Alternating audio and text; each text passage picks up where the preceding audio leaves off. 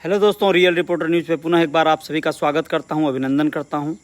और अभी मैं आप लोगों को यहां से आजकल थोड़ा मैं जहां हूं थोड़ा इंटीरियर में हूं, इसलिए कई बार इंटरनेट का इश्यू हो रहा है, जिसकी वजह से लगातार मैं आप लोगों से लाइव नहीं बन पा रहा हूं। लेकिन जैसा कि आप लोग जानते हैं, कुछ खबरों से आप लोगों को रूबरू कराना चाहूँगा। दिल्ली में एक बहुत ही भयावह दृश्य देखने को मिला। आप लोगों को भी इंटरनेट पे, सोशल मीडिया पे, कई एक चैनलों पे आप लोगों को देखने को मिला होगा। एक परिवार में इलेक्ट्रीशियन बनकर 4 लोग लगभग एंट्री मारते हैं, इलेक्ट्रीशियन बनकर। जी हाँ दोस्तों, इलेक्ट्रीशियन के रूप में वो लोग अपने आप को बताते हैं और घर के परिवार के लोग जैसे ही दरवाज़ा खोलते हैं वो लोग अंदर जाते हैं। और अंदर जाकर जो दृश्य होता है वो पूरा सीसीटीवी कैमरे में रिकॉर्ड हुआ है। और वो ऐसा भयावह दृश्य है जो देखकर बहुत ही कष्ट हो रहा है, क्योंकि उसमें एक 3 से 4 साल की बच्ची है, सोफे पर बैठी है, डरी सहमी सी।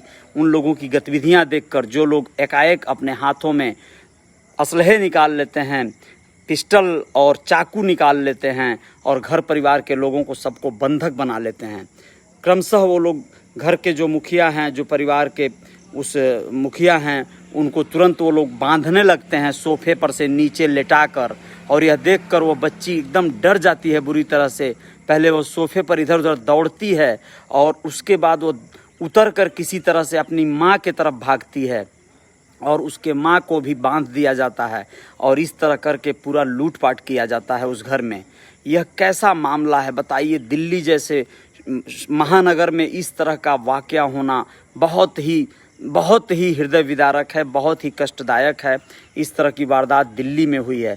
और ऐसी ही एक वारदात और आप लोगों को बताना चाहूँगा, जो गोरखपुर के शाहपुर एक जगह है, वहाँ पर बैंक से एक महिला, नुसरत जिसका नाम है, वो पैसे निकालती है लगभग 3 लाख रुपए। और 3 लाख रुपए अपने बैग में रख कर जैसे ही वो बैंक से बाहर निकलती है, यूनियन बैंक ऑफ इंडिया के शाखा से, वैसे ही उसके पास हेलमेट लगाए हुए 2 संदिग्ध मोटरसाइकिल से आते हैं, उसका बैग छीनने लगते हैं। लेकिन वहाँ पर महिला की बहुत बहादुरी की बात कही जाएगी कि उसने बैग को किसी भी तरह नहीं छोड़ा और मोटरसाइकिल का भी हैंडल पकड़ लिया, जिससे वो लोग मोटरसाइकिल लेकर जो है गिर पड़े।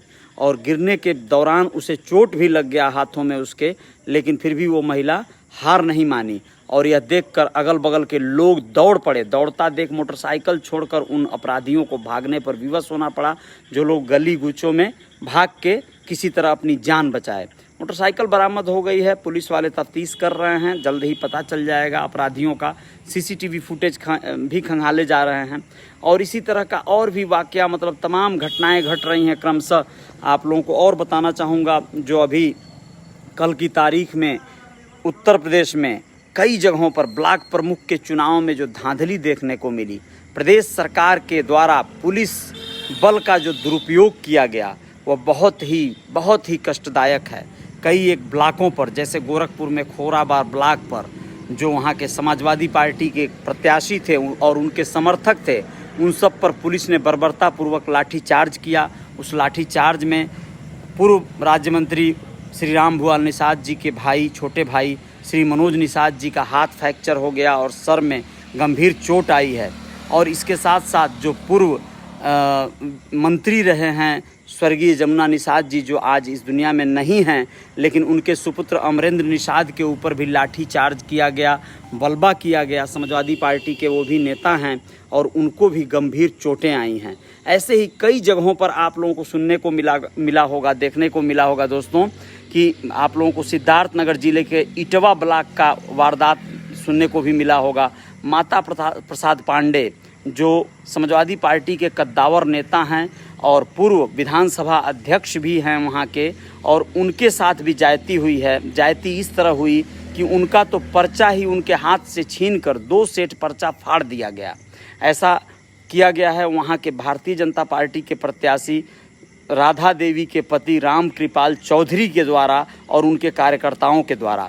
ये कैसा कारनामा है बताइए। इस तरह के चुनावों में धांधली करके पावर में आना, सत्ता में आना, किस तरह की गतिविधि है, कितना मतलब कष्टदायक है ये कि कोई पार्टी अगर सत्ता में है और सत्तारूढ़ दल इस तरह की जायती करवा रहा हो, वह जो है पुलिस बल का दुरुपयोग करवा रहा हो, भाजपा के जो प्रत्याशी हैं, उनके समर्थक हैं, वो लोग पहले से ब्लॉकों में मौजूद हैं।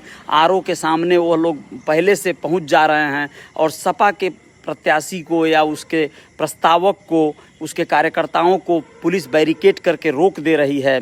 प्रस्तावक और प्रत्याशी किसी तरह अगर आरओ के कक्ष तक पहुंच जा रहे हैं तो बताइए, वहां आरओ के सामने पर्चा छीनकर फाड़ने की क्रिया की जा रही है। ये कैसा कानून है, ये कैसा शासन है। बहुत शर्मनाक वाकया हुआ है। कई जगहों पे आप लोग देखे होंगे, सीतापुर में, खीरी लखीमपुर में या बहराइच में इस तरह की वारदातें सामने आई हैं कि प्रस्तावक एक महिला की साड़ी खींचने का, उसे बताइए उसकी आबरू को सीधे सरेआम जो है सड़क पर लाने का प्रयास किया गया है भारतीय जनता पार्टी के कार्यकर्ताओं के द्वारा। और कई जगहों पर गोली चार्ज हुआ है, गोली चलाए हैं लोग, और कई जगहों पे बलवा हुआ है, फायरिंग हुई है, तमाम तरह के गाड़ियों के शीशे तोड़े गए हैं। इस तरह के कारनामे, इस तरह की चीज़ें अशोभनीय हैं। शासन सत्ता में रहकर इस तरह का दुरुपयोग करना एकदम अनर्गल है।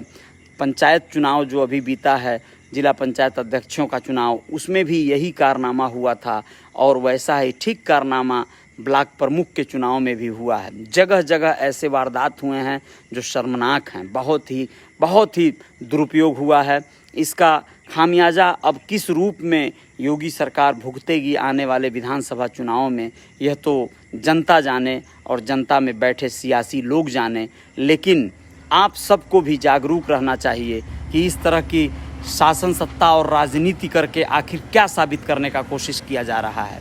और वारदातों पर, जो वारदातें हो रही हैं दिन प्रतिदिन, जगह जगह लूटपाट और तमाम घटनाएं, उन पर ध्यान न देकर पुलिस प्रशासन जो है इस समय सरकार की जी हुजूरी करने में लगा हुआ है। सरकार के लिए सीधे गुंडागिरी करने में लगा हुआ है। यह बहुत बड़ा जो है, कहीं न कहीं बहुत बड़ा षड्यंत्र, बहुत बड़ा साजिश और बहुत घिनौना कृत्य है। श्री अरविंद निषाद जी मुझे देख रहे हैं, बहुत बहुत धन्यवाद आपको अरविंद जी। मुकेश चौधरी जी, बहुत बहुत शुक्रिया आपको भी। संदीप निषाद जी, धर्म निषाद जी, बहुत बहुत धन्यवाद आप सभी मित्रों का, दोस्तों का। धर्मेंद्र ठाकुर जी और असलम खान जी, आपका भी बहुत बहुत शुक्रिया। प्रीतेश जैन जी, आपका भी शुक्रिया। सतीश चंद मौर्य, सतीश, बहुत बहुत शुक्रिया आपका। राम सजीवन पाल जी, आपको भी बहुत बहुत धन्यवाद। परवेज अहमद जी, आपको भी बहुत बहुत धन्यवाद, शुक्रिया। और गुलफाम खान जी, आप सभी मित्रों को मैं यही कहना चाहूँगा कि जो भी गतिविधियाँ हो रही हैं, इन गतिविधियों को बहुत संजीदगी से समझने की ज़रूरत है, लेने की ज़रूरत है और जागरूक रहने की ज़रूरत है। रियल रिपोर्टर न्यूज़ पर आप लोग थे, बहुत बहुत शुक्रिया आप लोगों का। फॉलो कर लीजिएगा मेरे पेज को और सब्सक्राइब कर लीजिएगा मेरे यूट्यूब चैनल को। जय जयकार जारी रहेगी। जय हिंद, जय भारत।